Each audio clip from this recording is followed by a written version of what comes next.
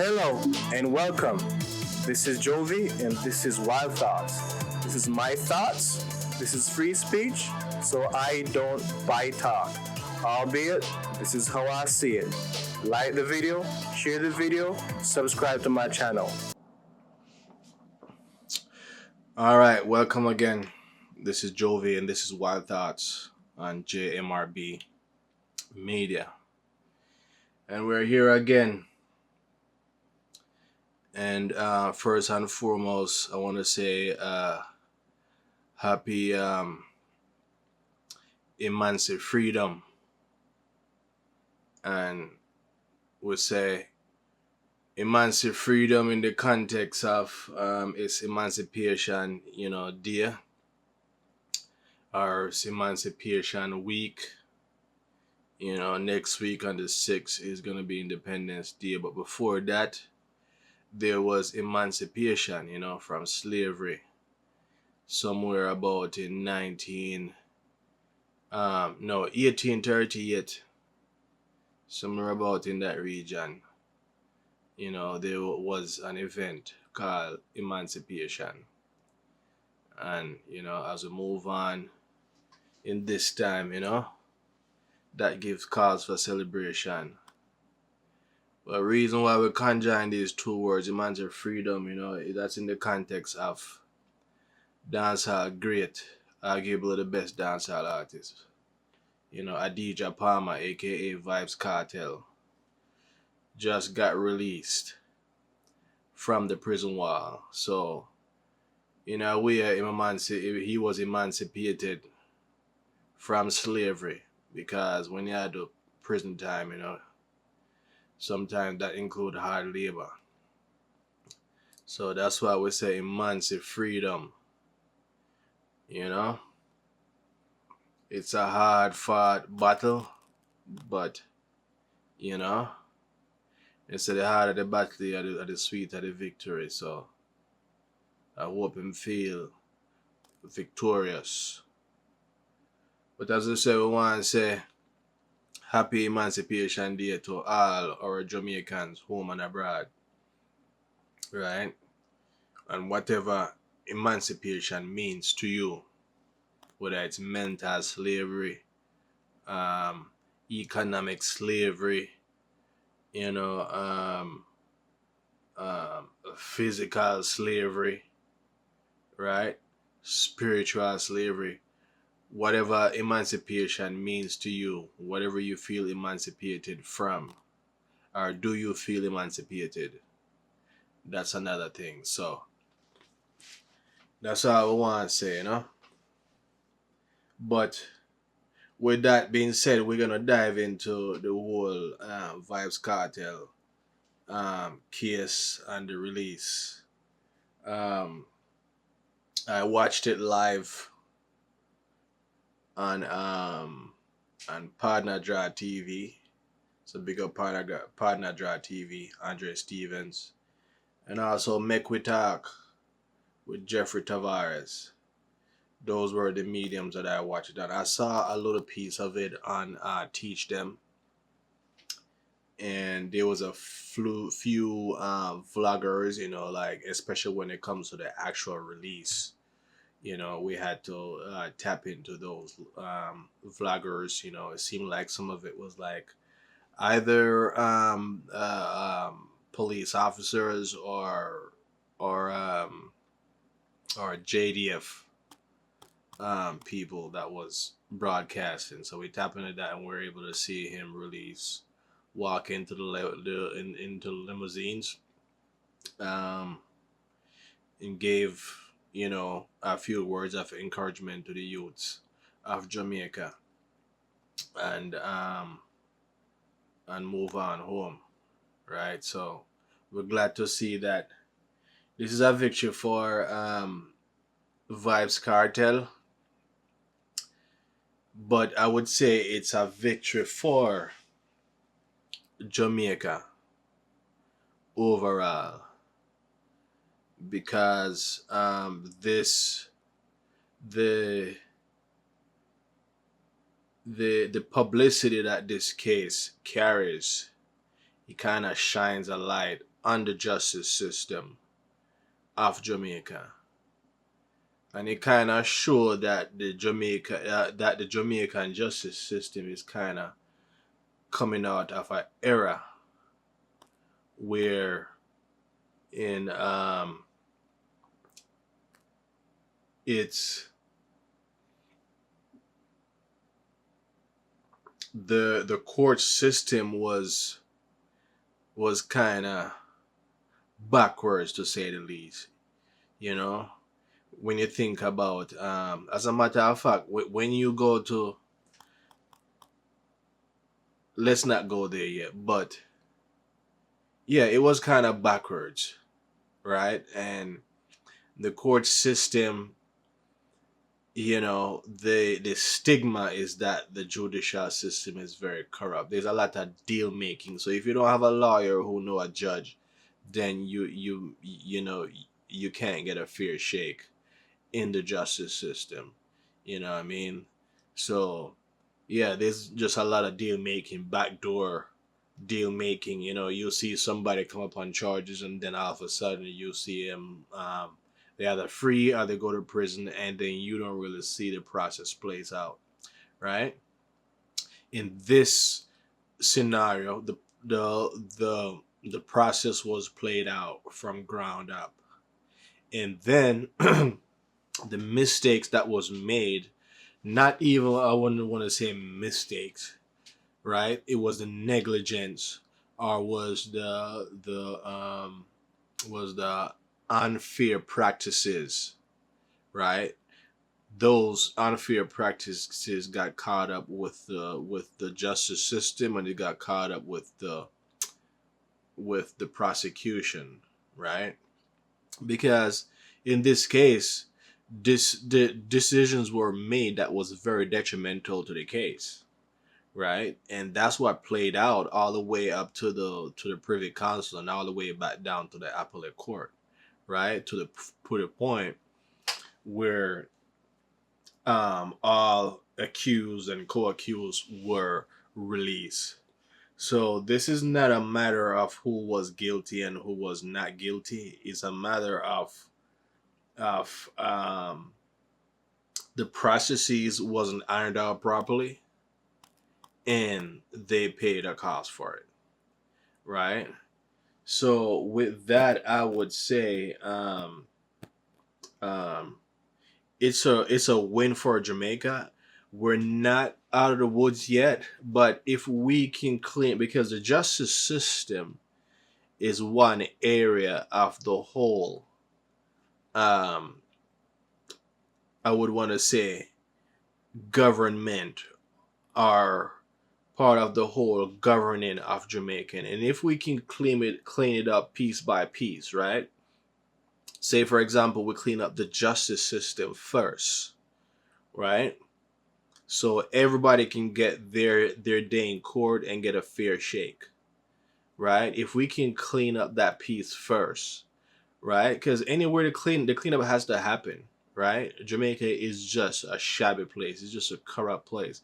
So we can clean up the justice system piece by piece, right? And then once we finish that, we move on to probably the executive, right? Or we can do that symbiotically or simultaneously, right? While we're cleaning up the justice system, right?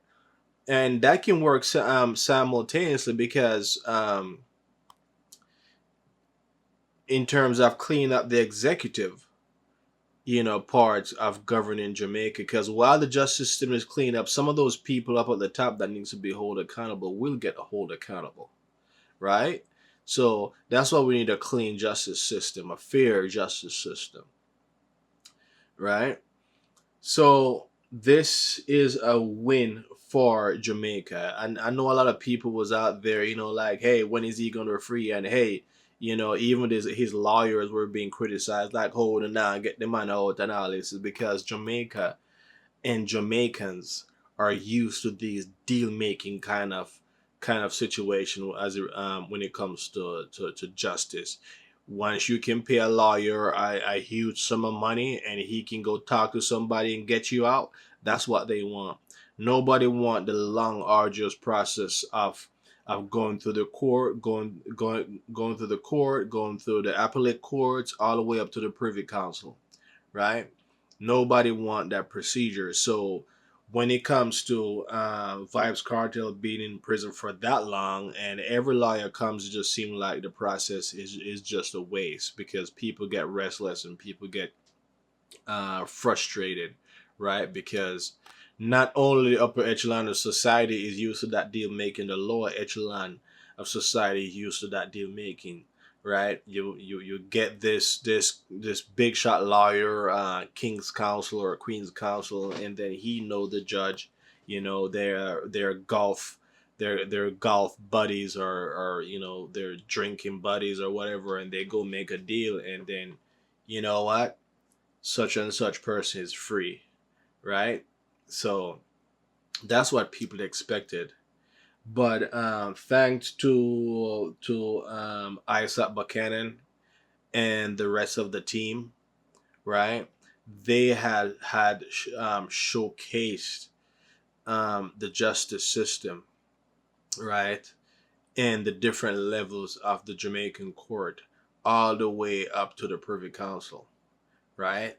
And the main thing, right, while I say it's a win for Jamaica, is that the Constitution is being put at the forefront, and I want to big up Isaac for that.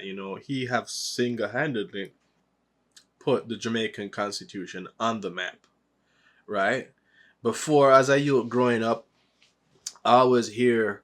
Know your rights, or I know my rights. But you're looking left or right, and you're like, what the hell are they talking about? Like, know your rights. Like, what is your rights? Where does your right come from? Where do you go find your rights? You know what I mean? And when you think about your rights, you're thinking about this huge book somewhere in an office somewhere, like looking like an inside. At least that's how the image come about in my head. Like, I got to go dig through some thick 1,500 page, 3,000 page book to find my rights, right? But you have a person like Isaac Buchanan who has put the the Constitution at the forefront, right?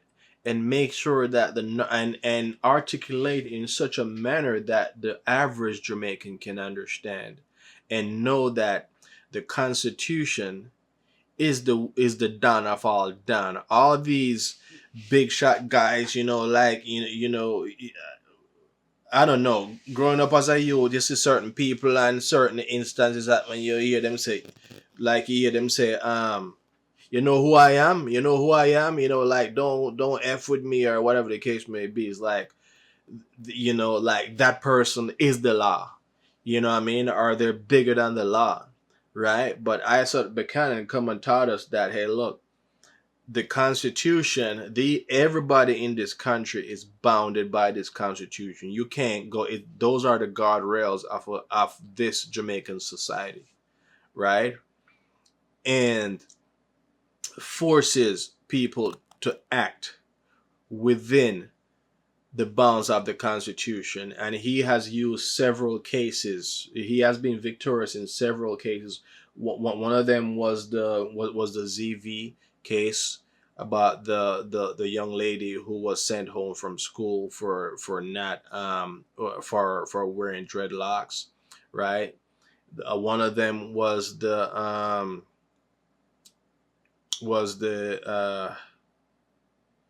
we call it the I want to say curfew, but that's not the word. State of emergency, right? He has been victorious in that, and now he has been victorious, regarding the breach of these men constitutional rights, right? So he has put the Constitution on the map.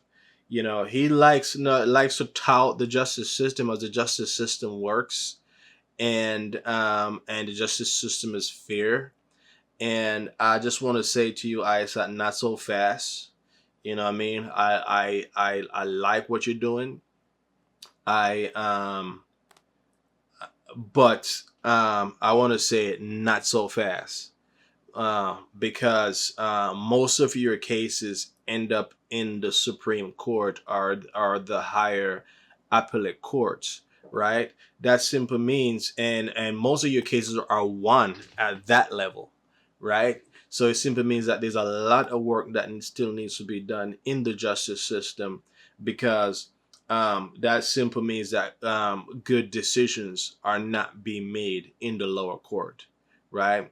If most of your cases are going up, the to the appellate courts, all the way up to the privy council, or in some instances the CCJ, it simply means that the lower courts are not really making good decisions. So I think there needs to be a lot of cleanup there. It may be good at the top, but hopefully we can see a cleanup, happening on the bottom, where the judges, right, at the bottom are making good decisions. One of those cases, for example, was the case, with Kamina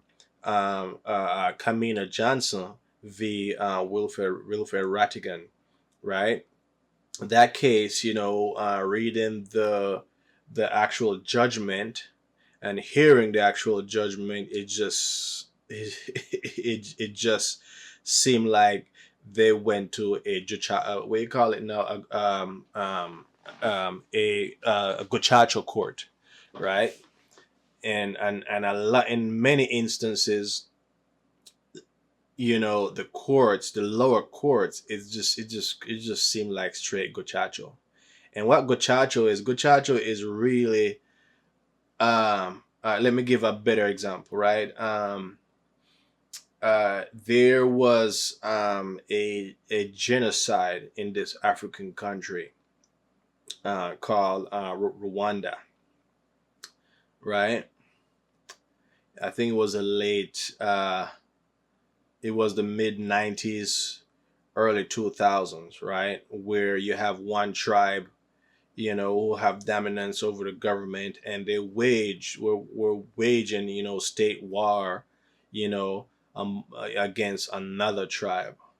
However, that tribe, the other tribe that was being waged where the war was being waged against, they got together, and some rebels, the president, no, Paul Kagame is now was the leader of that rebel sect, and now the president of Rwanda, right? So when he took over, they gather up a lot of those suspects who were believed to be, or suspected of being involved in carrying out the genocide, and there were tens of thousands of people in prison, right, waiting for their trial. They now determined that the justice system could not, in due time, carry out due process for all those tens of thousands of people, right, sitting in jail. So what they did is that they resorted to village court, right? We have village lawyers and village, judges, making judgment, and they got a lot of judgment, but it's not judgment that you can hang your hat on, because of the processes, right? And how things are recorded, and how the records were kept, right? So that's the sum up of what you call a Gacha court, and in many cases, in many instances, most of the courts in Jamaica, when you go into the rural areas, it's kind of like you're in Gacha court, right? Or what you would call a kangaroo court, because when you listen to the judgments, right, you realize that you, you, it's less than what is less than what is desired, right? So that's why I want to say, not so fast, right? There's still work that needs to be done, right? Another thing that need to be cleaned up is also a lot of these lawyers, right? I don't know. A lot of them need to be tried and sent to prison. And thank you, ISAT, and your team, that you guys didn't get you guys didn't just get your license, your law license, and decide that you're gonna steal people's land, right?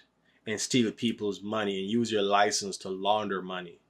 In what we call in Jamaica, wash your money, right? For all these illegal activities, right? So, but there's a lot of lawyers out there, in Jamaica land we love. That's all they do, right?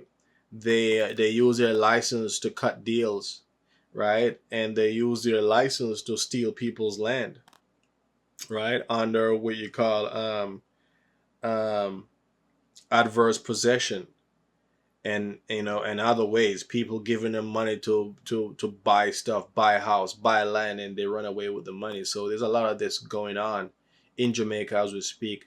As a matter of fact, in Jamaica right now as we speak, people have a lot more faith in the justice of the peace than a lawyer. Like I've had several instances where I tell people in Jamaica who are currently living in Jamaica, like, go get you a lawyer, and the first thing they'll come back and say, hey, you know what, I can just get a justice of a JP and sign it. I'm like, no, the lawyer has that power. You know what I mean? The lawyer is gonna help you even more, because they can do certain.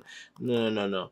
All I gotta need to do is write this up right here, and I get a JP and sign it. So that tells me that a lot of these lawyers are crooked, and people have more faith in a JP than a lawyer, right? Which your JP could be a pastor, it could be a school principal, it could even be a lawyer as well, right? But people just don't have faith in lawyers in Jamaica, right? So ISAT is not only putting the Constitution on the map, they also putting lawyers on the map, right? To show that having a good lawyer, having an honest lawyer, really works, right? So that's another progress, or another win for Jamaica, right? I also want to say that the judge didn't free Vybz Kartel, right? The judge didn't free Vybz Kartel and his co-accused, right?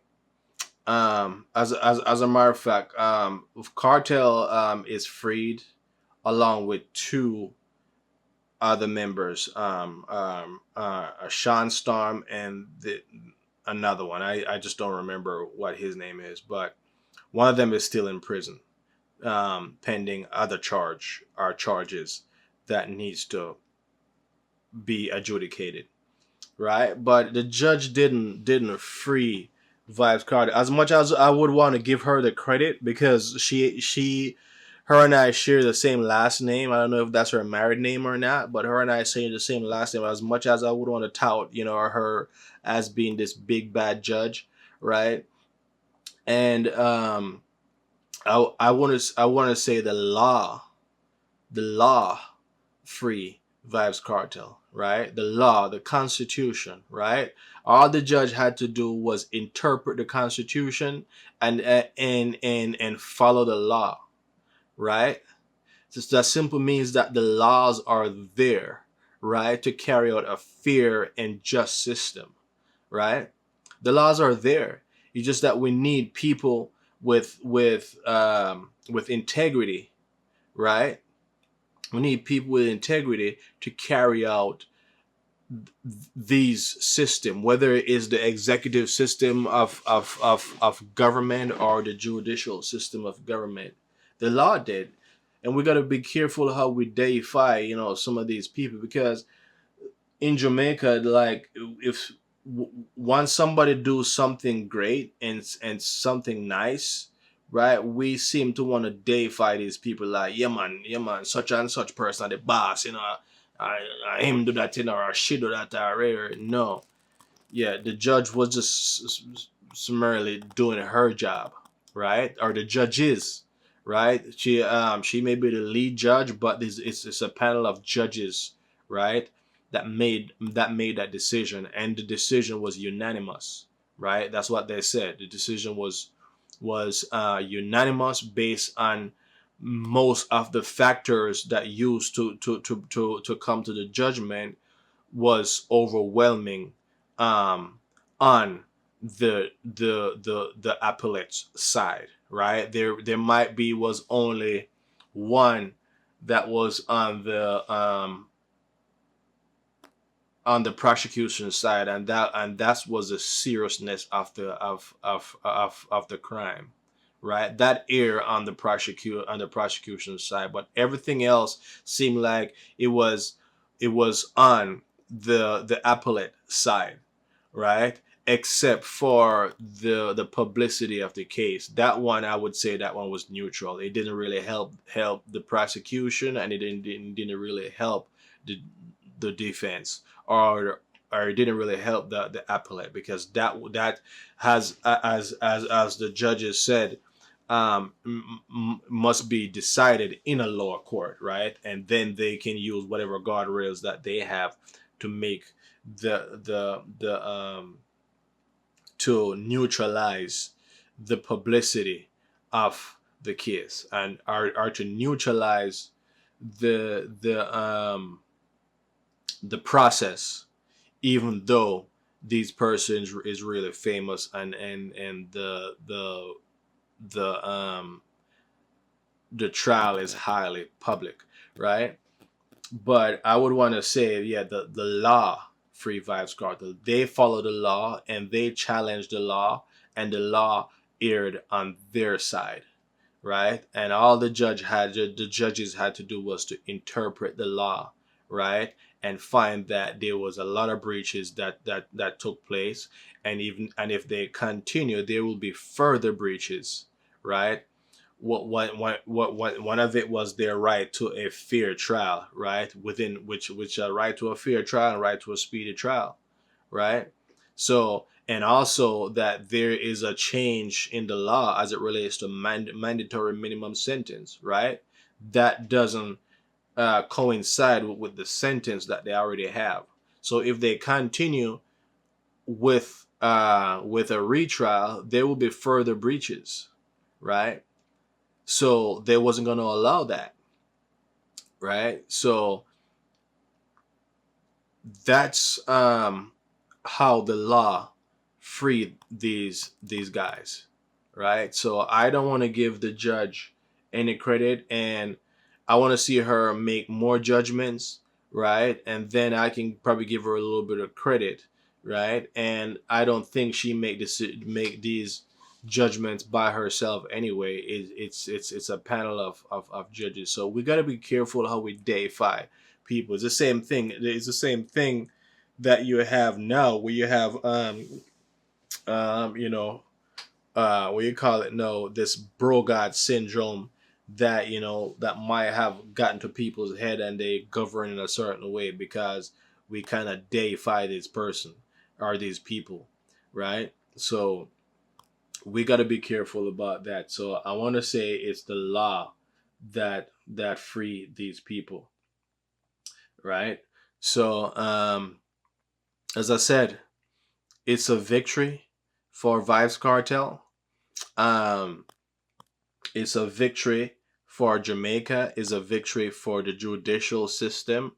But I want to see continued improvements, in the lower courts. It seemed like it's coming together at the top, but I want to see better judgment on the lower courts, right? Another thing as it relates to Vybz Kartel, though, like a lot of the pictures are going around that I just want to tell people to stop, right? Because I know Vybz Kartel don't put out a lot of these image, right? That is out there floating around. First of all, he came out with his face covered, right? Which simply means that he don't want nobody to see what his face look like, right? And it's just distasteful. It's just tacky, and it's just downright disrespectful, right? And I don't think Vibes Cartel know how the climate is in Jamaica right now, where everybody want an exclusive. Everybody want to have an exclusive. Everybody want to take a picture and say, "Hey, I was there," right, and put it up so they can get views. You know what I mean? So I know he's taking pictures and he's talking to people, but people are videoing him and putting it out, and it just doesn't look good because number one, he just doesn't look right. Right? It's hard for me to look at Vibes Cartel right now. Vibes Cartel right now. It's hard. I can't look. I can't look at those pictures because that's not him. That's not the man that went to jail. Right? And that's an indictment on the prison system, right? So if we're gonna clean up the judicial system, the prison system is part of that too, right? But that's an indictment that they would let him sit there to the point where he deteriorated to that, right? And I just don't want to see him like that. And there's many of us who just don't want to see him like that. So these people who are taking pictures and putting it out, right? Leave the guy alone, man. Leave the man alone, right? That's a dirty, nasty habit. You know, people just take a whatever video. Sometimes you will see something. Sometimes things will happen, and people just take somebody fall off a motorcycle, and their foot is over there, and their hand is over there, and their head is over there, and somebody snap a picture and just send it to. They don't know what you're doing in your life. Right, but they want to take those things and they want to send it to you. All that gory stuff, right? Not everybody want to see that gory stuff, man. So it's shabby, and as I said, Vice Cartel don't know that this is what, because when Vice Cartel went to prison, I mean the phone that they confiscated from him was a BlackBerry. He went to prison when there was BlackBerry was popular. So he don't know about all this going live and posting and getting views, because Jamaica has deteriorated so much that people have to put up these videos, get these views so they can make $10 or $15 or so they can buy dinner or pay for whatever the hell they want to pay for. You know what I mean? That's how, because everybody is in Jamaica right now is a YouTube hustler. Everybody who has a phone has a YouTube channel, right? And everybody is hustling it, right? So everybody want this exclusive, and everybody want to put out stuff. Just leave the man alone, man, because not everybody want to see the man like that. This man is a national treasure. Is a national treasure. Okay? So we have to show him to the world in a good light. Right? Clean and all. Right? The man just don't look good right now. Right? He's ill, and it shows. And leave it for us. People out here who wanna maintain a good image or a good imagination of this person, right?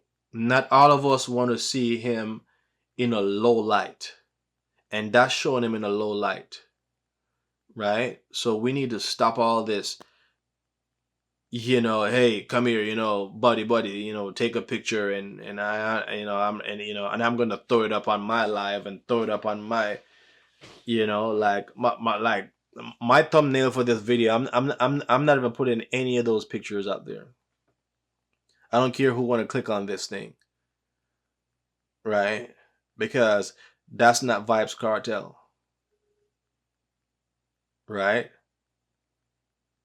That's not Vibes Cartel, right? So yeah, just leave that alone, and that's my piece. Thank you guys for watching. Just like, share the video, and subscribe to my channel. Thank you.